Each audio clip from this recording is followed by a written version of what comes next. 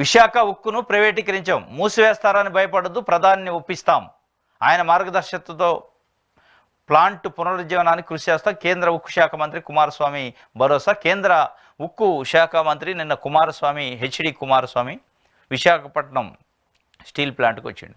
Visakhapatnam steel plant పైన గడిచిన 4 సంవత్సరాలుగా ప్రైవేటీకరిస్తున్న నరేంద్ర మోడీ కేంద్ర ప్రభుత్వం ప్రైవేటీకరణకి ఇనిషియేటివ్ తీసుకుందని పెద్ద ఎత్తున చర్చ జరుగుతుంది, దానిపైన ఉద్యమం కూడా జరుగుతుంది. నిన్న కేంద్ర మంత్రి మొట్టమొదటిసారిగా అక్కడికి వచ్చిండు. కుమారస్వామి ప్రమాణ స్వీకారం చేసిన తర్వాత మొట్టమొదటిసారి వచ్చి ఆయన ఒక ప్రకటన చేసిండు, విశాఖ ఉక్కును ప్రైవేటీకరించము అని చెప్తుండు, కానీ ప్రధానిని ఒప్పిస్తా అంటాడు. అంటే ఒప్పించే స్టేజీలో ఉంది. మరి ఆయన ఒప్పుకుంటాడా ఒప్పుకోడా, అది అయ్యే పనే. పునర్నిర్మాణం పునరుజ్జీవం అది అప్పుల్లో ఉంది, అప్పుల్లో కూరకపోయింది కాబట్టి దాన్ని ప్రైవేటీకరణ చేయాలని కేంద్ర ప్రభుత్వం చెప్తుంది. దాన్ని మేము ప్రైవేటీకరించము అని చెప్తుండే ఈయన ఉక్కు మంత్రిగా వచ్చి, కానీ ప్రధానమంత్రిని ఒప్పించాలంటున్నాడు.